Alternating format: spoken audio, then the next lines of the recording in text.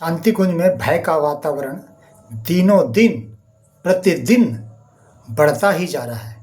इसका ग्राफ बढ़ता ही जा रहा है। क्षेत्र के परिजन मेरी बात से शायद आश्चर्य करें कि आप क्या कह रहे हैं।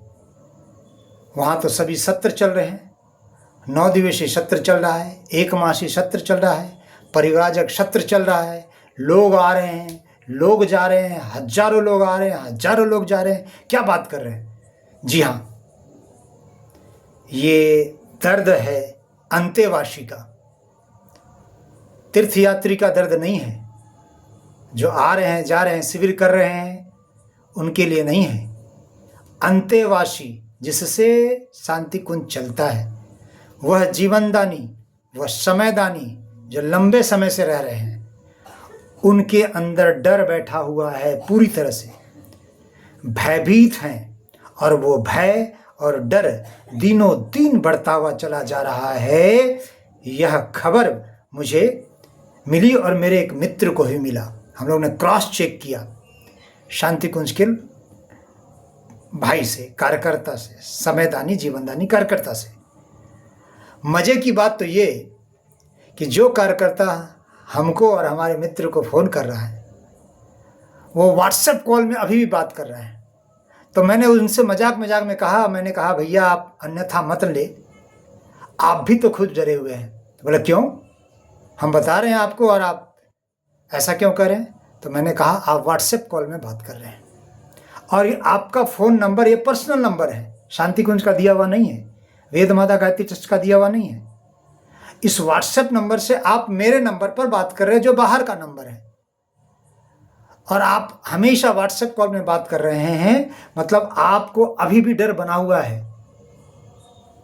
कि कॉल रिकॉर्डिंग करता होगा, प्रणव पंड्या कराता होगा, चिन्मय पंड्या कराता होगा, सैल वाला पंड्या कराता है। जी हाँ, वो कराता है, ध्यान रखता है। मुझे जानकारी मिली है कि केतन पटेल को इस काम के लिए लगाया गया है। वो बहुत अच्छा चमचा है। केतन पटेल जी को इस काम के लिए लगाया गया है, मगर वो किसका कर सकता है? केवल और केवल जो वेद माता गायत्री ट्रस्ट के द्वारा जो फ़ोन अलॉट किया गया है, उसी का, उसका ध्यान रख सकता है, उसका रिकॉर्डिंग का ध्यान रख सकता है, कौन किससे बात कर रहा, क्या कर रहा है, और उसका रिकॉर्डिंग रख सकता है। पर मैं एकदम पूरी गारंटी के साथ कह दूं, कानूनन दृष्टिकोण से मैंने होम सेक्रेटरी से लेकर जहाँ तक मुझे कहना पड़ा है, हमारे कॉल रिकॉर्डिंग्स भी उसने सुने हैं, मेरे पर्सनल वाले सारे की मैंने शिकायत की है। अब उसका बाप भी नहीं कर सकता, चिन्मय का बाप भी नहीं कर सकता, समझे?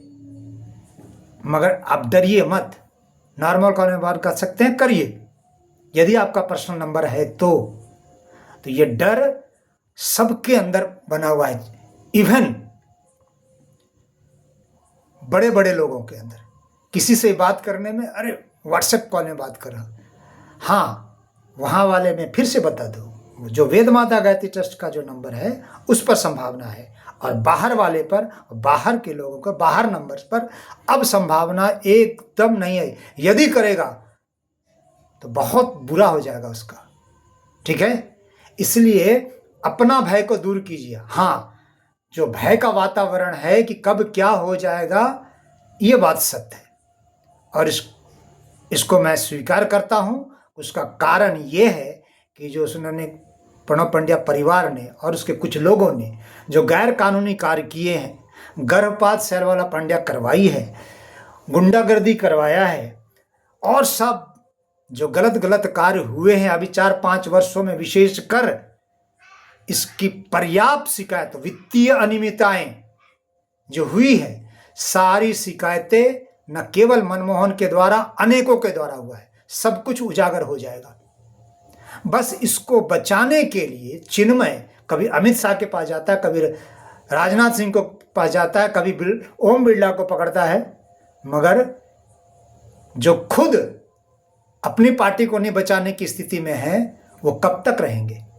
वो कब तक रहेंगे? आज जो वर्तमान सरकार है उसकी भी स्थिति बहुत नाजुक है, यह समझ चिन्मय पंड्या, प्रणव पंड्या, सैल वाला पंड्या को है, और इसलिए चिन्मय अपनी पूरी व्यवस्था लंदन में बना लिया है। जैसे ही कोई कानूनी दिक्कत आती है, ये परिवार गायत्री परिवार का नहीं है, केवल अपना जानता है, ये कब रफू चक्कर हो जाएगा आप लोग देखते रह जाइएगा। हो सकता है बहुतों को आश्चर्य लगे, क्योंकि अंधभक्त को समझाना बहुत कठिन होता है, पर ये होने जा रहा है। ये भागेंगे लंदन में, इन्हें पूरी व्यवस्था बना लिए। उसके अकाउंट्स अलग अलग है, जहाँ लंदन में जो कुछ चलता है उसमें एक फ़ोन नंबर से लेके अकाउंट नंबर आदि आदि में जो उसका ट्रांसफ़र होता है, ये सब विषय पर रामकिशोर चौधरी जी मुजफ्फरपुर बिहार वाले ने आरटीआई के द्वारा सब कुछ निकाल दिया था और सब कुछ सोशल मीडिया में डाल दिया है। और आप यदि कोई कहे कि मनमोहन मुझे दो, तो ये आपकी कमजोरी है। ये सब कुछ सोशल मीडिया में उजागर हो चुका है 2-3 साल पहले, और नहीं है तो पता कर ले। ये देखे नहीं है तो खुद आरटीआई लगा कर देख ले। तो पूरी जानकारी ठीक ठीक रखें। और शांति कुंज हरिद्वार वाले जो अंतेवासी हैं, जीवनदानी हैं, उससे मेरा संदेश है, बस बहुत हो गया।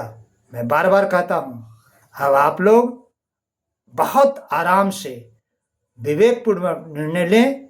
क्या आप लोग गैर कानूनी कार्य में सहयोग करेंगे, चाहे वो सैल वाला पंड्या के द्वारा गर्भपात कराया जाता रहो, चाहे गुंडागर्दी, चाहे प्रणव पंड्या के द्वारा, चाहे चिन्मय के द्वारा, चाहे शांति कुंज में, चाहे देव संस्कृति विश्वविद्यालय में। अब आपको निर्णय लेना है, और निश्चित रूप से कानूनी शिकंजा आज नहीं तो कल होगा ही, गारंटी नोट कर ले। बस उसे दाबने के लिए, उसको छिपाने के लिए एप्लीकेशन पर एप्लीकेशन दिए जा रहा है।